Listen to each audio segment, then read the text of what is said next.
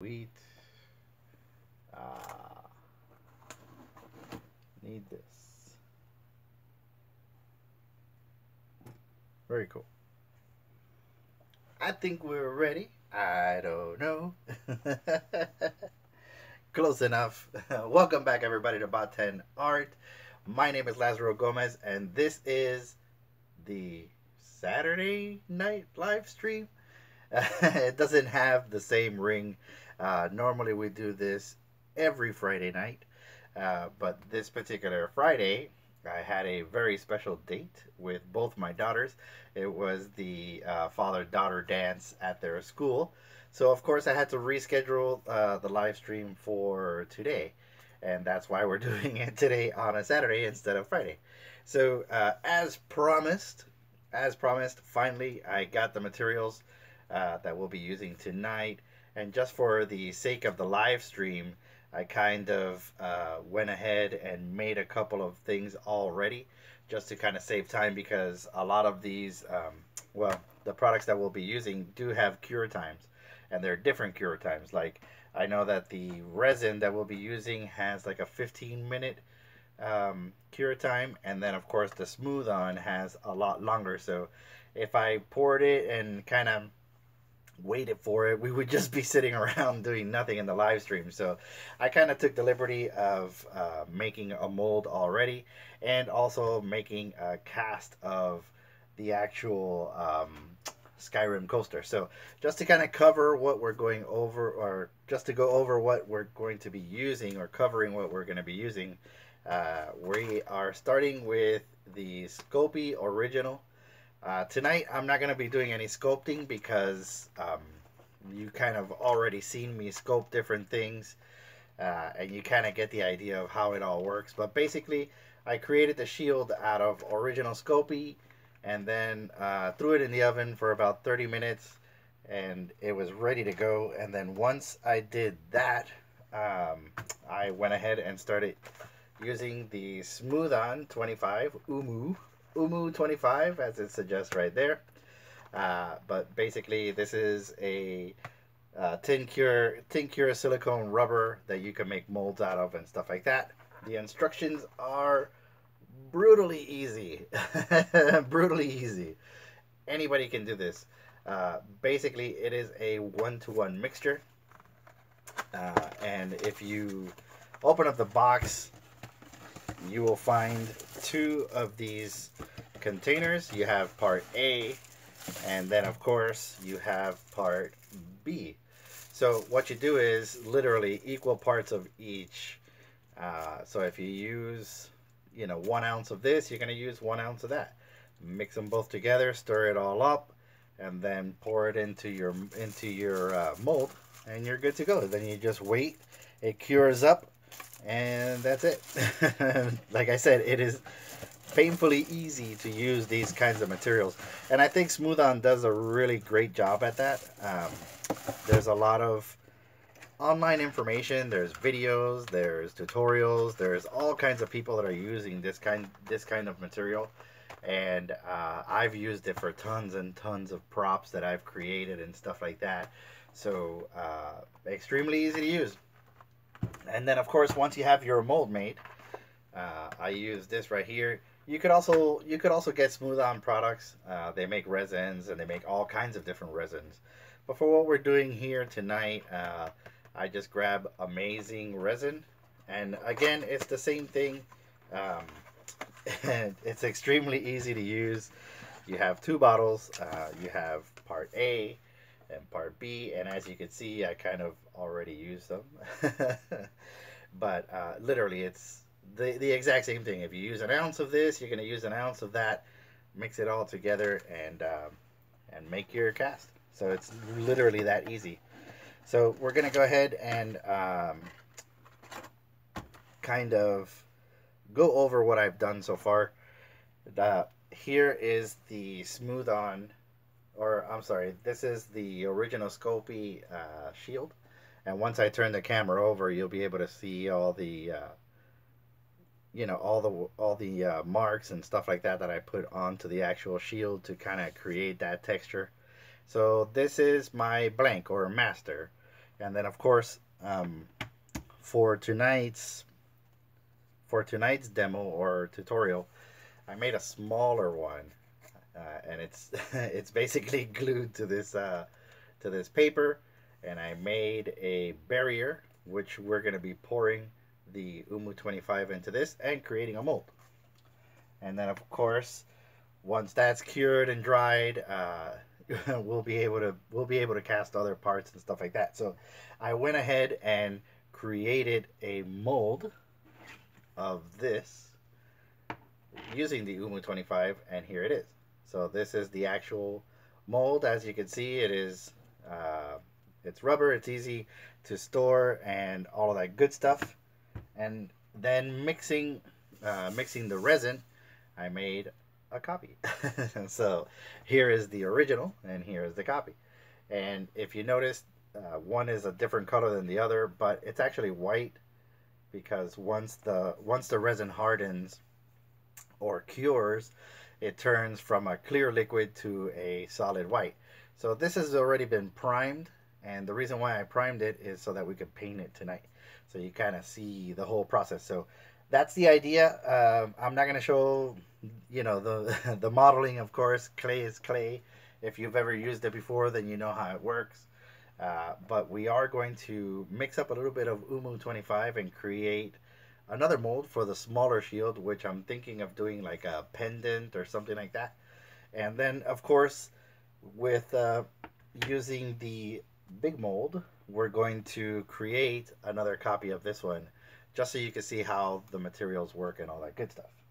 So with that said, we're gonna go ahead and flip the camera, and we're gonna start mixing and kind of going through the whole process. So here we go.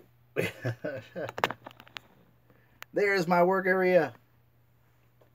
All right, let me adjust the lights just a little bit so you guys can kind of see there.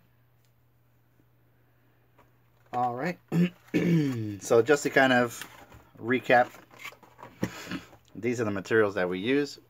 You have original Sculpey here. You have the amazing resin here, and then of course the Umu 25.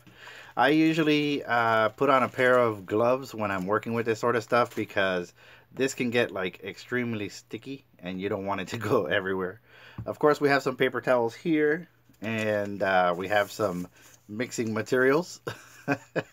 So obviously these are chopsticks that I grabbed from Noodle Company, and I use that to kind of mix everything up. So we're gonna go ahead and start with this right here. So if you see, there is a model in there, and then we're gonna go ahead and fill this up with Umu 25. We're gonna set it off to the side, and then of course I'll be showing how to do this right here.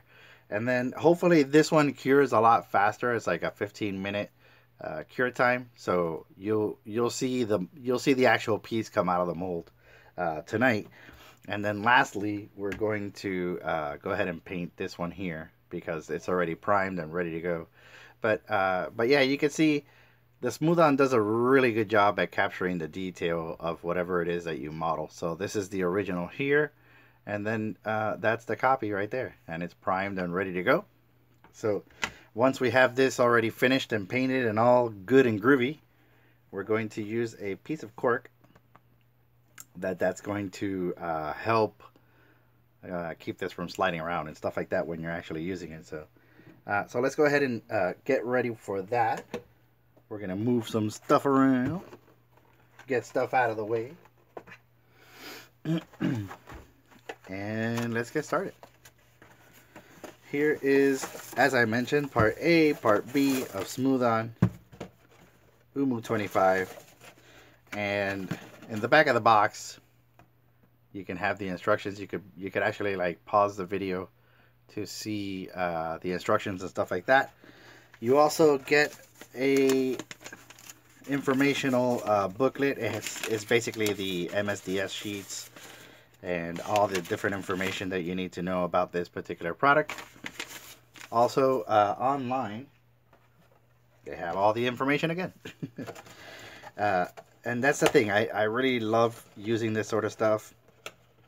I get my materials from Reynolds, which is local here. in Orlando, but I know that they're pretty much everywhere in the U.S. So if you have a Reynolds nearby, that's where you can go and get it. So, as I mentioned, gloves. Not so much for safety, but for cleanliness. I am wearing my my glasses, so I'm okay, protecting my eyes. It's I do recommend, you use safety materials, or you use safety equipment to kind of keep you safe while you use all this stuff. But yeah, these are just regular gloves that I got at Harbor Freight, and we're gonna start mixing. So for this mold, we don't need a lot of material, and I usually use these tiny little cups. And then what I'll do is I'll measure out both equal parts, and then basically just pour one into the other, mix that up, and then start pouring all of the material into this mold right here. So the key to this sort of stuff, I don't know if you guys have a vacuum chamber.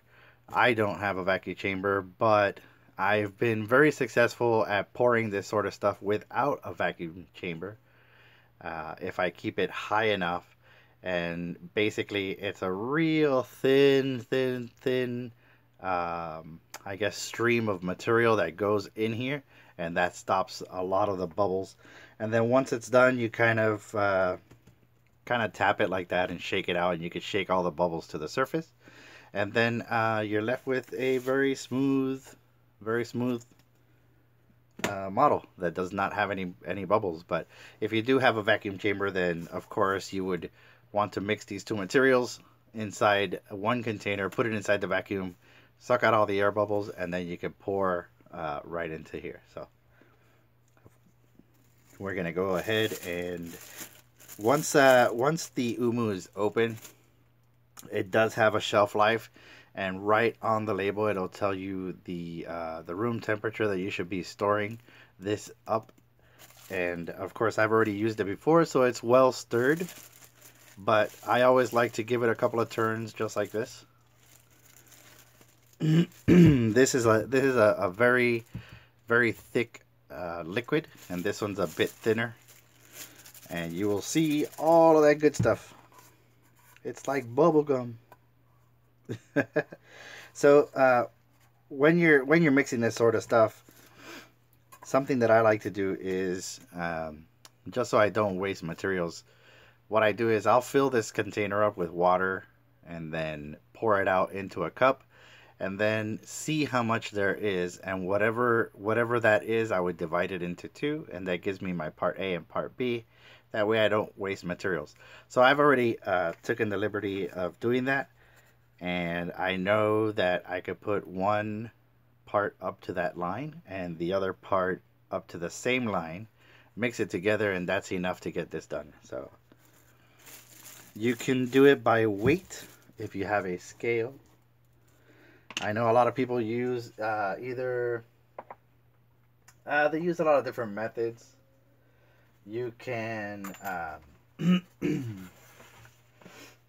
you can use measurements, you can use weight and stuff like that. I have a digital scale that I use for a lot of different things, especially shipping packages out and stuff like that. But if I wanted to be extremely precise, I could use this scale right here, and it'll tell me exactly how much material I need to use of each one. But for tonight, I'm kind of just eyeballing it. I've done this before, so I kind of know what to expect. Once this material is open, I like to put a bag over it to kind of keep it a little bit longer. Of course, it's not gonna last forever once it's open, but it helps protect the material a little bit. So of course I have these two little chopsticks. I'm going to use them for stirring. I like to break it just like that. And then I'll have a little mixing tool for this, and another one for the resin.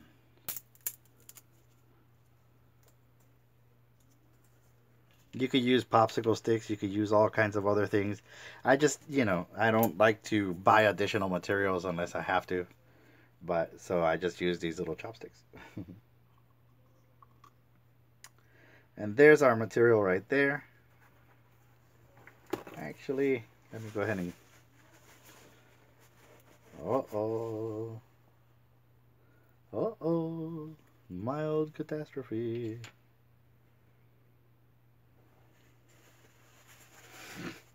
This stuff is like messy. So you want to make sure that the surface that you're working on is protected, of course. I always have, something on my desk like this that if it gets messed up, it's not a big deal. I could just take the tape off and replace it.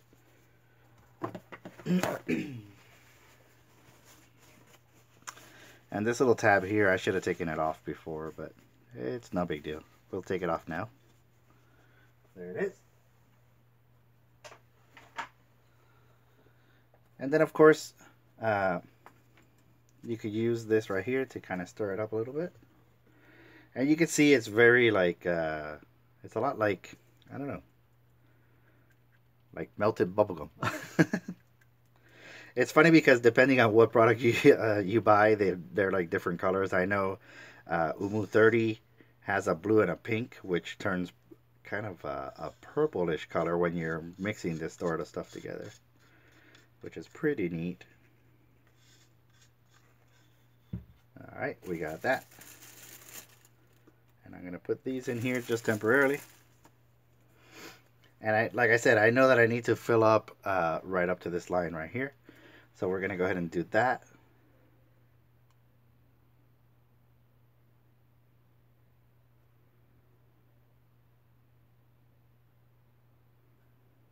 Alright. There's one.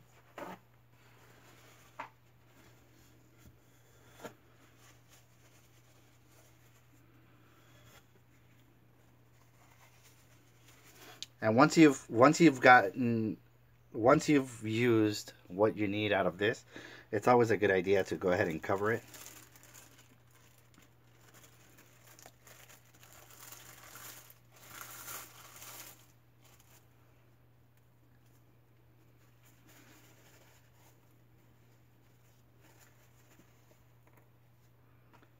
And seal it up. You don't want this to like get a lot of air and stuff like that, so there's one, and then we're going to go ahead and mix the equal part of B. Look at that one. It's like bubblegum. Alright, so I've taken that one out. And you don't want to put that inside here to start mixing it. This, like I said, I've already mixed it before, so it's pretty much ready to go. And you can see it's a lot thicker than the other one. So you're always going to find that one is going to be thicker than the other. So you have to be careful as you're mixing not to overmix or get more of one product versus the other. And there we go. And usually what I do is I'll mix the thinner one into the thicker one. Just to save time. You do have a long working time with this. I believe the working time is like 30 minutes. I'm not exactly sure. I could actually I could look at the box and find out for sure. But I think it's like 30 minutes working time. The resin, of course, you do not. The resin is like 3 minutes. So if you haven't poured it in, guess what? You're not going to make it. Alright, so those are our 2 equal parts right there. We'll be ready to mix this and pour it right in there.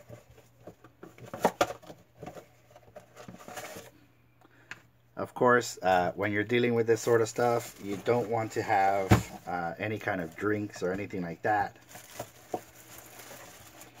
that are open, just in case you accidentally ingest this sort of stuff. It's not going to be good for you. Of course, I have my coffee right here, but it's, it's sealed. It has a label. But just keep in mind, not to have any kind of food or drink when you're doing this sort of stuff. And for me, I like to keep a nice, clean work area. So I put my bottles in here. They're ready for storage. And then this is ready to be mixed. So we just go ahead and do this.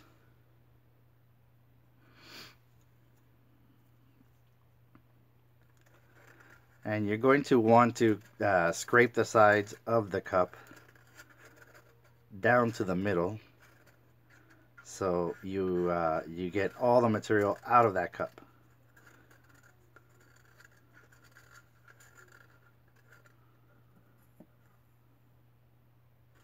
And there you have it. So then now, of course, you have the mixture in here, and you could start mixing both part A and B. Make sure to scrape the sides of the container of the cup or anything that you're using, just to make sure that you're getting all the material and it's mixing properly and stuff like that.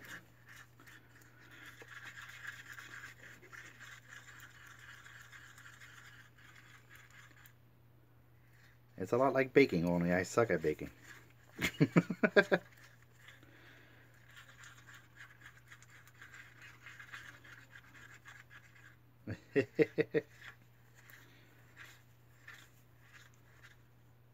Alright, and then you're left with this thick gooey stuff, which is your umu. And as you can see, there's quite a few bubbles in there. And that's what I was talking about earlier. If you have a vacuum chamber, all those bubbles rise to the surface and they pop, and you'll have a material ready to pour. But I do not have a vacuum, so usually what I do is I just kind of tap the material like this.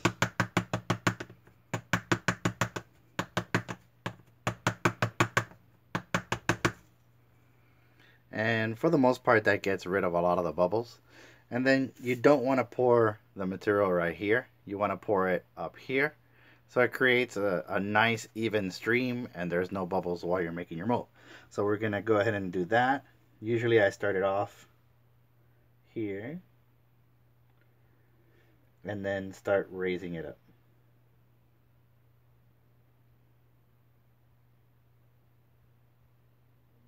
This is like one of those like satisfying videos. It's so satisfying.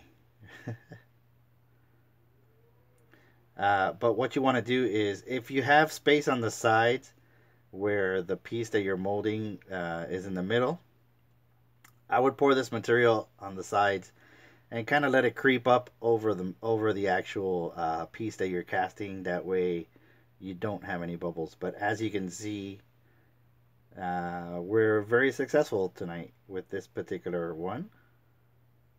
We're not getting any bubbles of any kind. And then I like to kind of go around the entire model just to make sure that we're getting an even pour. There's no bubbles. Everything is nice and neat.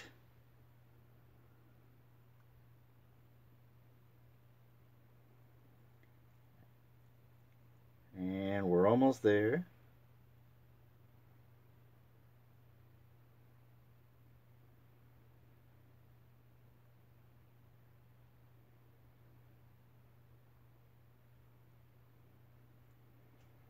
At this point, you know, if you have a little extra, you can use the same technique, just kind of scrape it all to the middle if you want to do that, and kind of keep pouring.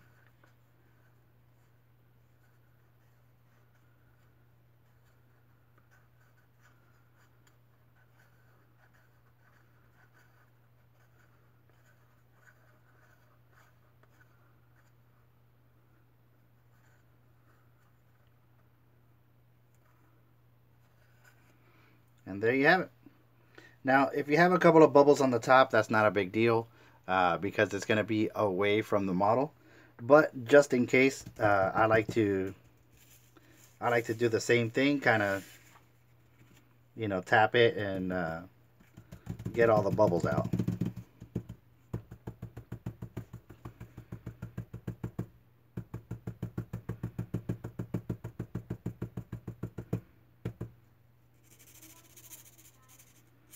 And you do have work time with this. Like I said, I think it's like 30 minutes before it actually hardens up. So so you should be good here. And just kind of make sure that those bubbles pop. Now the cups, what I like to do is I like to keep the mixture cup with the sticks just like that on the side, because instead of poking at this, I can poke at this, and if I could lift up the entire material and it's already solidified, then I know that this model is ready to go. So it's always a good idea to just kind of have that as your test, and you don't mess up your mold.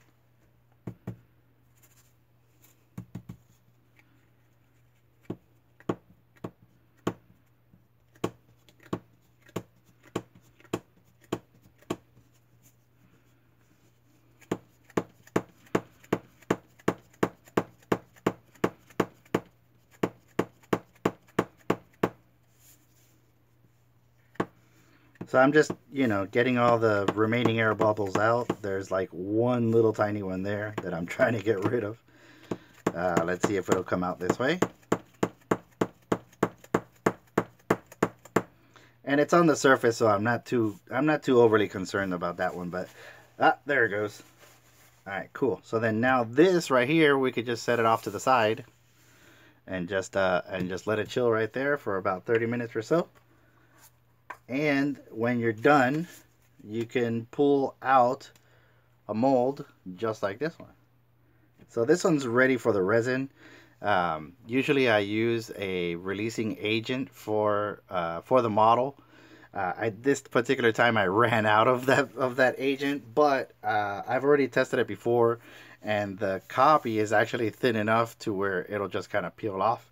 You have to be careful that you don't damage this, and when I'm done with it, I normally wash it before I store it away. So we're going to repeat the same process, only this time we're going to be using the resin. So same process, you have the same cups right here, and then I have two more little sticks there. And this resin comes with small mixing cups, and it also comes with these small popsicle sticks. But after a while, you don't want to like keep reusing them. And I will say that this stuff right here is a lot more aggressive, a lot less forgiving as the Umu 25, to where I was saying you have a work time on the Umu 25 that you do not have with these right here. So the minute you mix these two together, the reaction is going to start happening. It's going to heat up to about I want to say 280, or maybe a little bit less, but it does get extremely hot to the point where you can almost not hold this cup.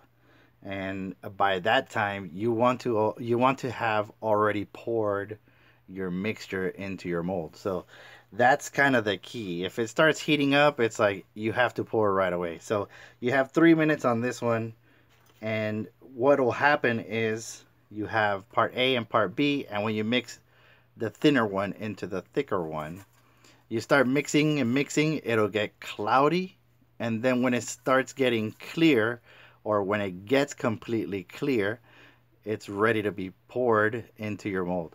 And it's the same thing. To avoid getting any kind of bubbles on your mold, you want to pour this at a very high angle, or I would say about a foot off of your model, kind of using the same process that we did with the Umu 25.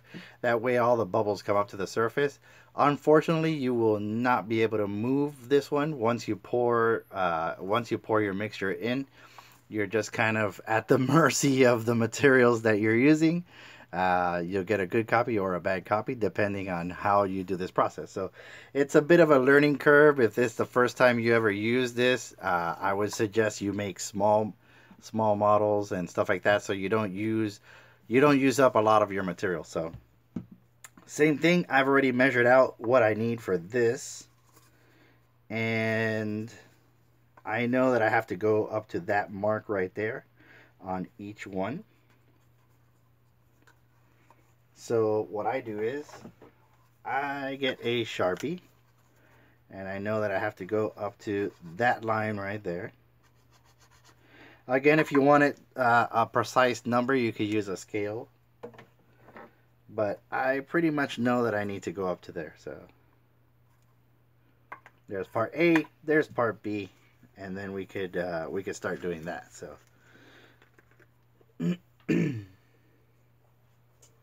let's see. All right, there's my mark.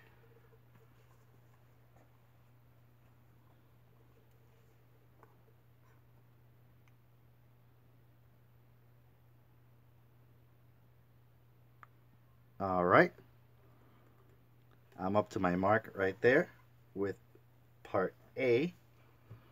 And again, same thing, you want to go ahead and cover it up and put it away as quickly as you can.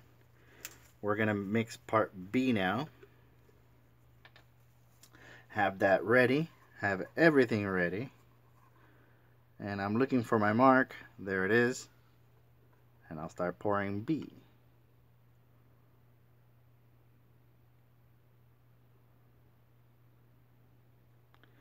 Alright, so as you can see, B is a lot thinner than A. So we'll be mixing part B into A. It's gonna fill up pretty much the entire cup. I normally have a third cup that's slightly higher, but we're gonna go ahead and do it on these. We should be okay. And like I said, once you mix these two, it'll get cloudy. You start mixing, you'll see it gets clear, and once it's clear, you can start pouring. And 15 minutes later, you'll see the reaction, and you'll see that it's ready to go. So here we go.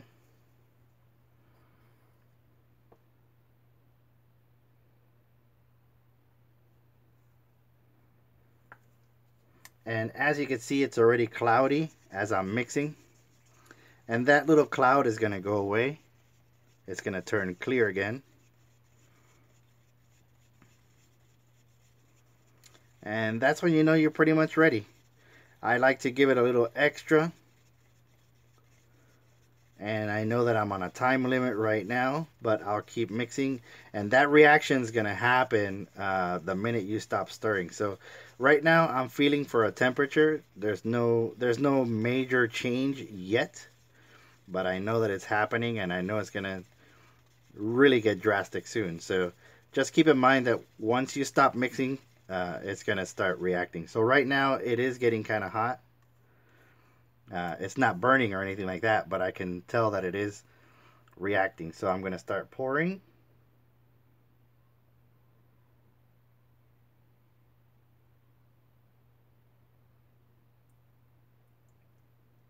It's a high level of concentration. That's why I don't say anything when I'm pouring this stuff.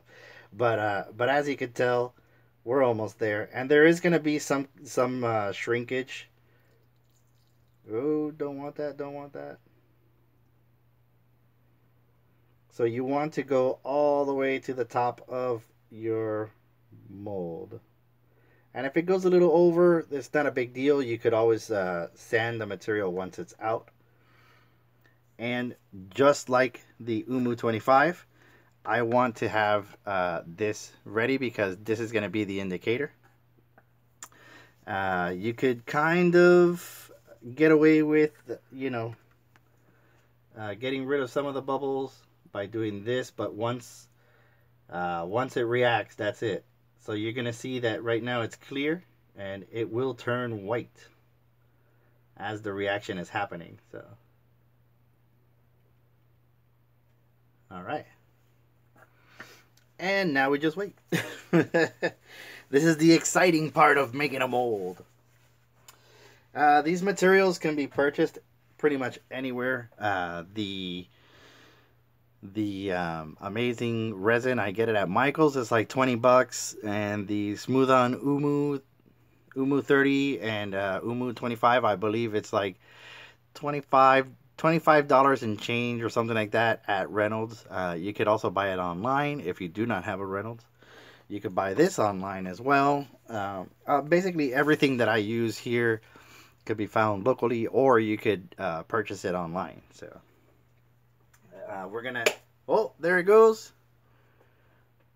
I was gonna say we're gonna wait for the reaction, but it actually happened already. So as you can see, it's starting to turn white, just like that right there, and that's the actual chemical reaction between the two parts that is creating the object that you're casting. So we basically do that and let it sit for a while. At this point, you don't want to touch it. You don't want to do anything like that, because if you do, you're gonna basically pull out this gelatinous mess, and it's gonna harden on your hands, and it could burn you and stuff like that. So you don't want to. You certainly don't want to mess with any of this stuff right now. So that's got to stay just like that. And let's see. Let's check on our umu. So our umu is still in liquid form. So that's gonna take a while to cure up.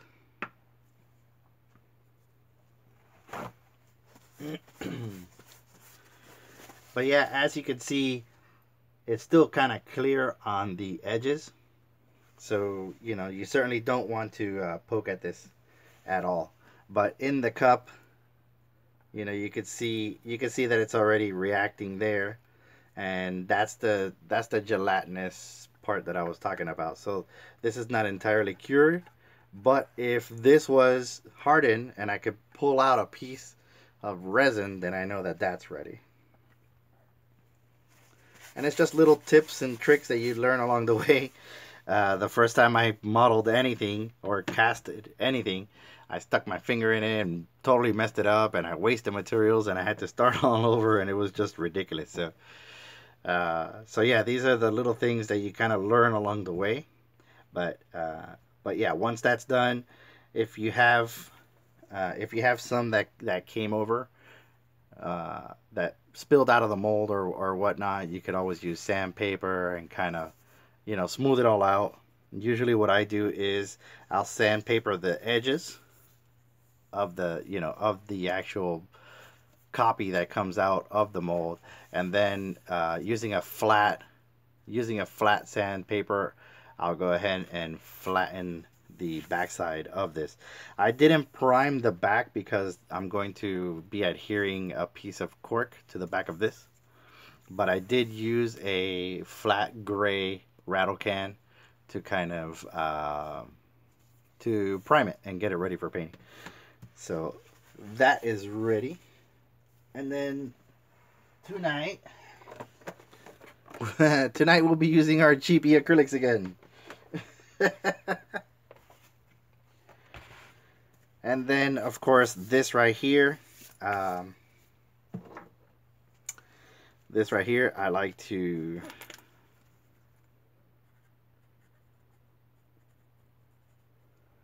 just Skyrim 3318, and I also, it's a 5-inch diameter. Alright, so then this is obviously ready to be archived, and if I needed to model something else, I could just pull that out and model it. Now the same process can be done with other things. If you saw my other live stream where we created a stand for my ash pop. This is the actual model, and if I wanted to make copies of this, I would go through this process right here of making the mold and all that good stuff, and then create one of these.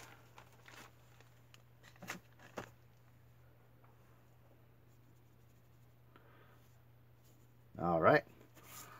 That's getting there. It's getting there. So cool. It is neat. I will advise, if you're doing this with kids, of course, don't let them do all these mixtures on their own, because of course they are chemicals. They have chemical reactions and stuff like that, and it's not entirely safe for kids to be working on this sort of stuff. So you don't want to leave them, obviously, unsupervised.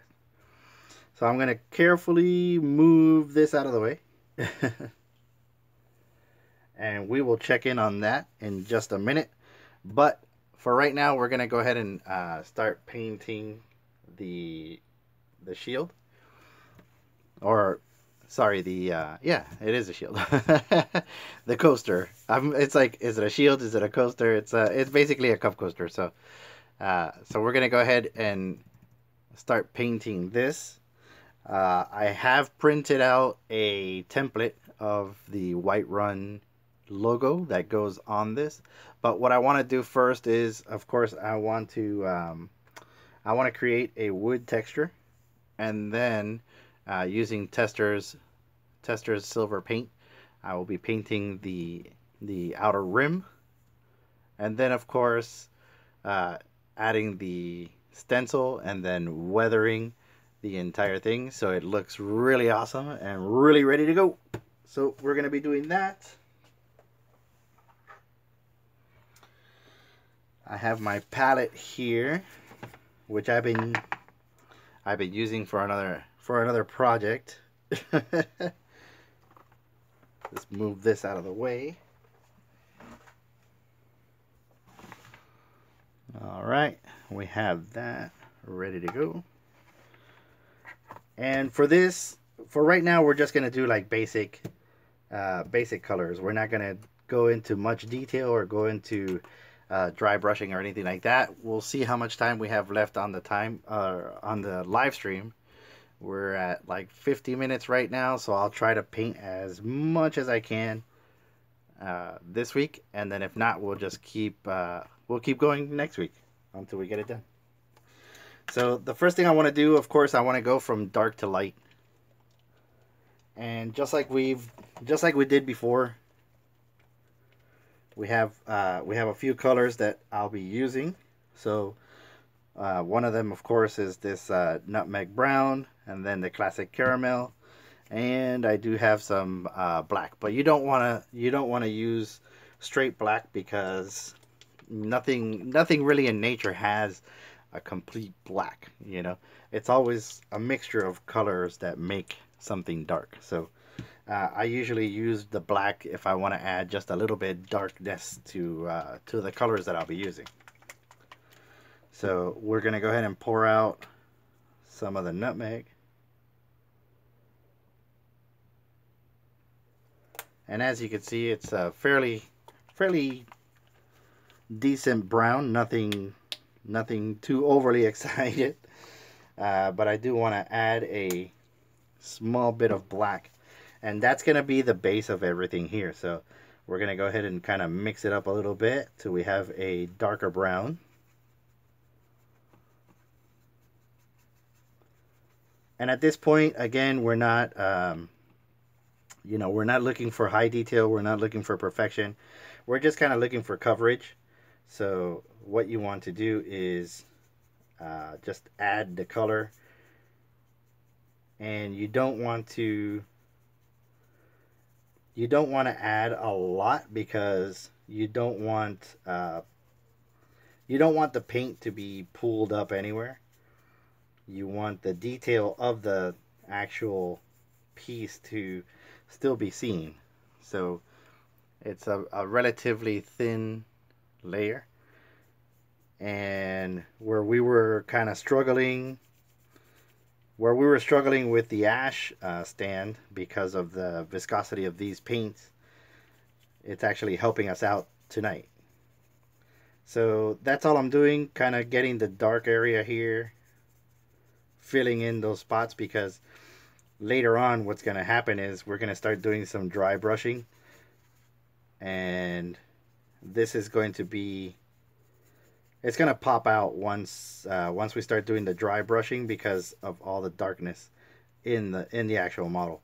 Now you can see that I'm not really like going on the edge of it, because that's all going to be done with the tester's metal.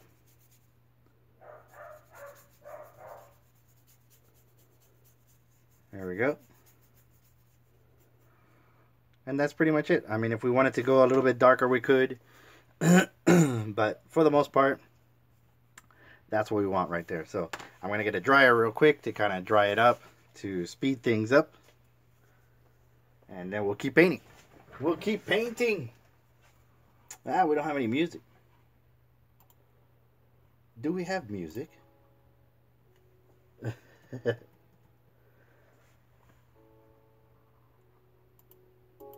Ah, there we go. All right.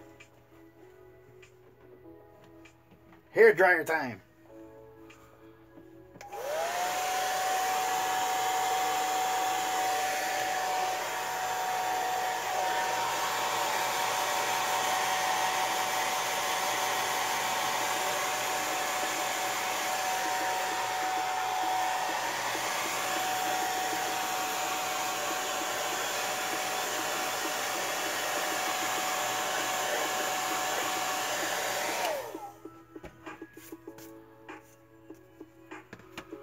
All right, there we go.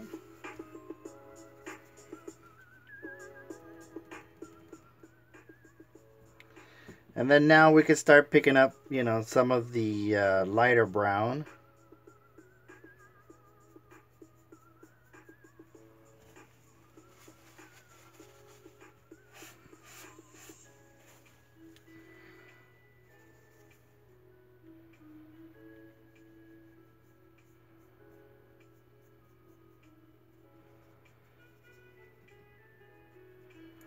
And I'm not adding more water to this because I want, like I said, I just want I want the paint to do the texture, you know.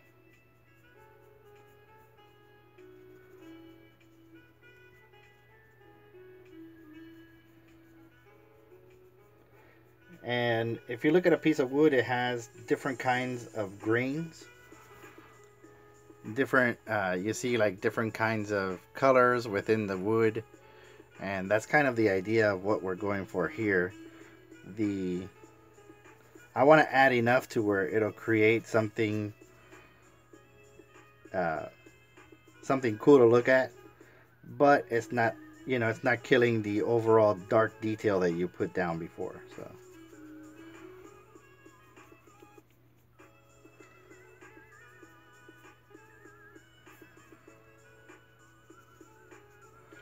and the neat thing about this is that, you know, if you mess up, you could always just prime it again. once it's dry, you just prime it again and try it again, and go from there. So that's pretty much done.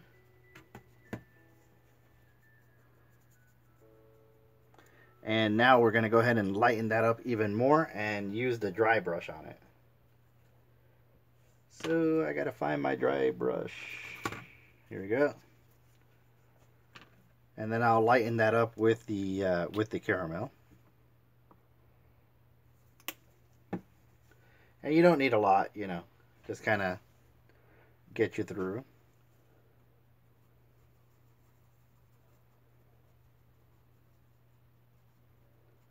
I think before I do the dry brush, though, I want to do another layer of this lighter wood. Yeah, something like that.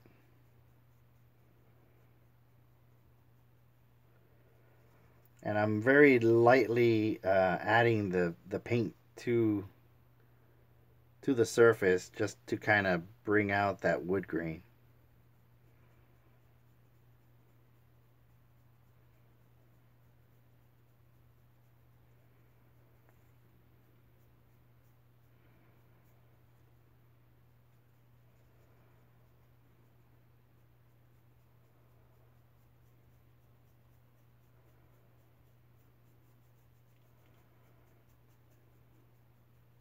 There we go.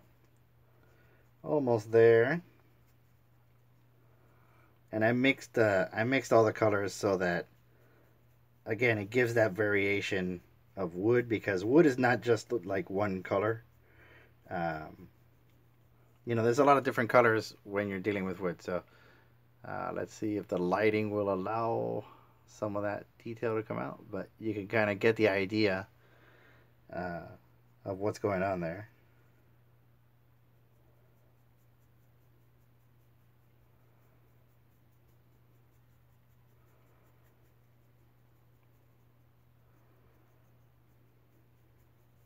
All right, that's ready there. hair dryer. It's the best tool ever. Especially with the acrylics, they dry so fast that this is actually very, very productive.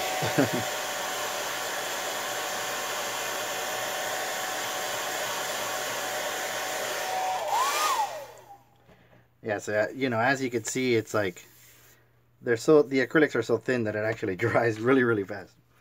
So this is my secret dry brush. Basically, I've had this brush forever, but it used to be a longer brush, and I cut down the bristles to where it's actually very stiff. I don't know if you can, I don't know if that's coming up on the camera or not, but it's very, very stiff. And here, it's really interesting because I was watching a video by Bill Duran from Punish Props, and he was talking about dry brushing techniques and stuff like that. And yeah, a lot of people, they just go ham with the dry brushing and it doesn't look right. But the proper way to do the dry brushing is exactly how he illustrated it, and it's how I do it. So I pick up some paint. This brush has never touched any kind of water whatsoever. Just because I wanted to keep that same effect. But basically, you rub the excess paint onto a napkin or an art towel or whatever it is that you have, but you still you want to dab off most of the paint. And if you don't think that there's any paint on there, there actually is a lot of paint on the brush. But dry brushing is simply that. It's just, you know, highlighting, just accenting and highlighting certain things. You don't want to go absolutely crazy with this thing, but you can kind of see right there how I just added some of the dry brush. And and it was really interesting because he was right. A lot of people, when they're doing dry brushing, they just go crazy and and it doesn't look right at all. But you know, what you're doing is you're adding accents here and there. You're not fully painting. And I'm off camera there, but yeah, you're just you're highlighting, right? You're highlighting certain edges, but you know, you're not putting a lot of paint on this. And of course, I use my dry brush for a lot of different things, a lot of paintings, a lot of props, and it's one of my favorite brushes. I probably couldn't live without it. You got a bit too much there, but as you can see, now it's got that wood texture that would be, you know, from a wood barrel or a shield just like this one. And that's all it is. It's just literally getting paint and, you know, highlighting those certain areas. And just kind of bringing that up to the light.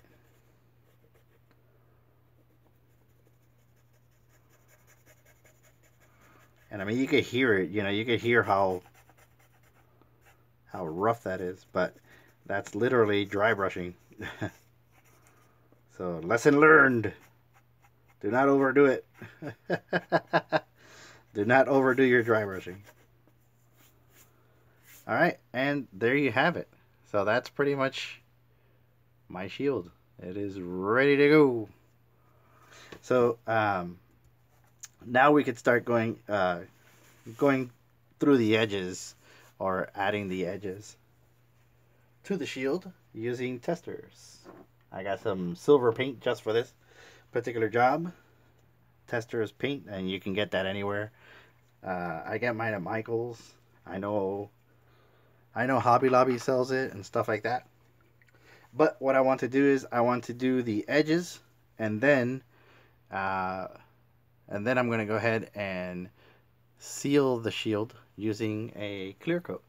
So we'll probably carry on next week to do the stencil. So we're gonna go ahead and do the metal now, and then we'll stop the live stream. And next week we will do the stencil, and this will be 100% ready to go.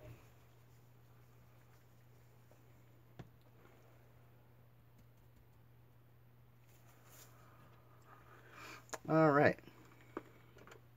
And then of course for this particular stuff, I want to use a brush that I'm going to discard, because I mean, you could use turpentine and stuff like that to clean the brushes.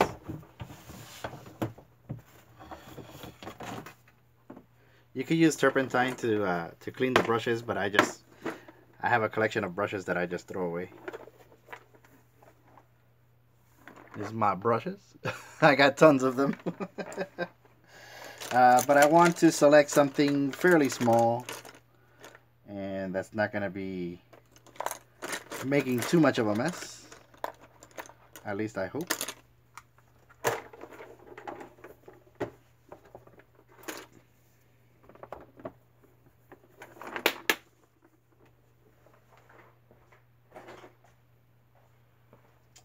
So I got this little number 2 brush, and it's, you know, it's Artist Loft, so it's not a big deal if this gets messed up.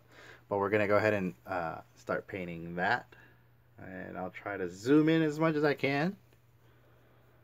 The lighting, of course, is kind of throwing it all off, but you can see that it's a nice brown, really super cool, ready to go. I will try to stay on. I will try to stay on the screen. This stuff right here, a little goes a long way, of course, as we've seen in the previous projects. So I'm not gonna go too crazy with it. A lot of the times, what I pick up from the lid is good enough.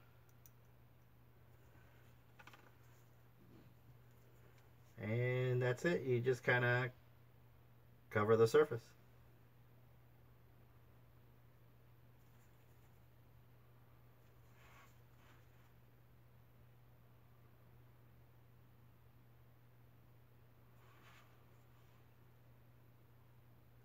All of this later on is gonna get dirtied up. So so right now we're just kind of making it pretty. We gotta make things pretty to make them ugly. That's the way it works when you're making this sort of stuff.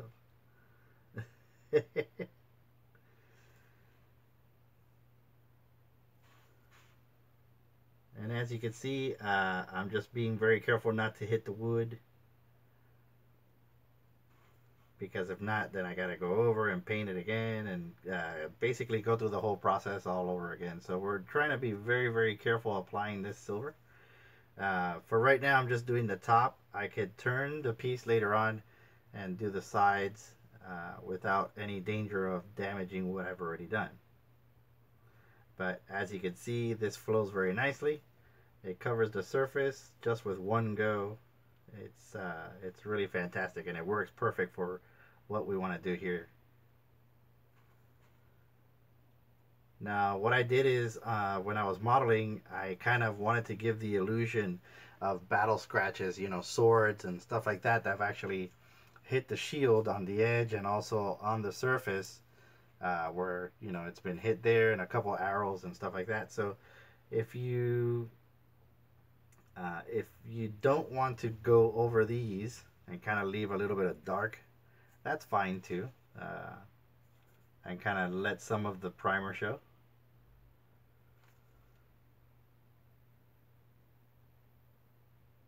And we are almost done with this one.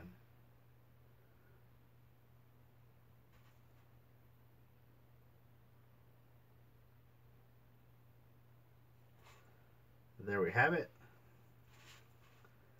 And the beauty of the testers is that it dries so fast that, you know, you could do something like this almost instantly. So for now, I am going to I'm just kind of holding it here in place. Let me zoom out just a little. Oh, all right, there we go. So I'm just kind of holding it in place, and I'm going to start painting the sides, and we'll be done with this. We'll be done with the first pass of painting.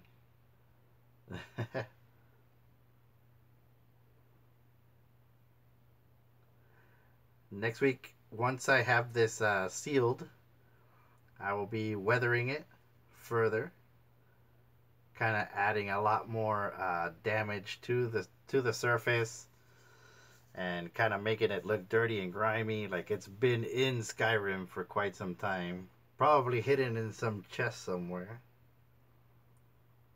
And we found it, and now it's ours.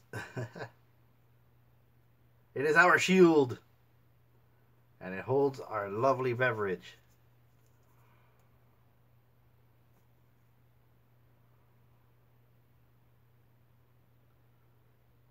There we go.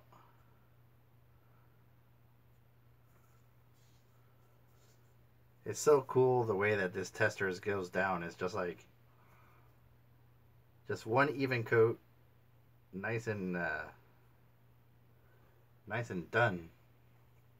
So there we have it.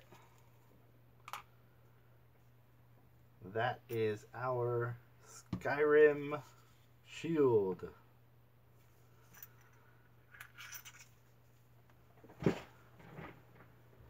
And as you can see, we have the wood texture and we have the metal. Like I said, I'm going to go ahead and seal this with a clear coat, and next week we'll be able to do the stencil that goes on here, and then apply the cork to the back of this. So there's our shield, and it is ready to be sealed. And as I mentioned before, this is ready to go. So what you want to do is you want to release the edges very carefully and reveal your cast. And there you go. You can't really see the detail, of course, unless I kind of turn it a little bit. But if I was to prime this, it would be exactly the same as this one here. So actually it goes like that. So if I was to prime this piece, we would have two identical ones. But that's pretty much it. It's hard resin. It shrank a little bit. I don't know if you could see where there's kind of a lip to that, and that's where I would get the sandpaper and kind of rub it all down. But there you have it. You have a perfect cast. A perfect cast, and the model, of course, or the rubber is perfectly ready to do another one. To create another one. All right. So yeah, that's pretty much it. The doctor is done.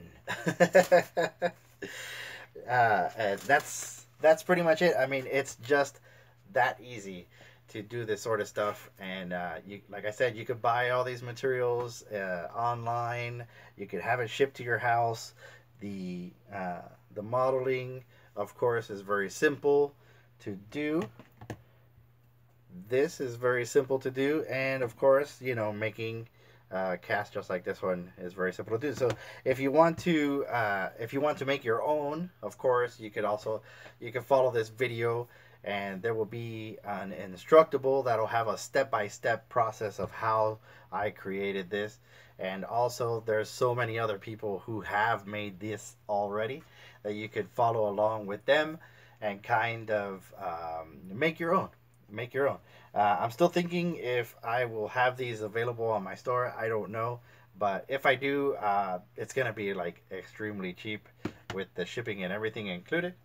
But for now, I will bid you goodbye, and I'm gonna go prime this guy right here. Or actually not prime it, but seal it with clear coat.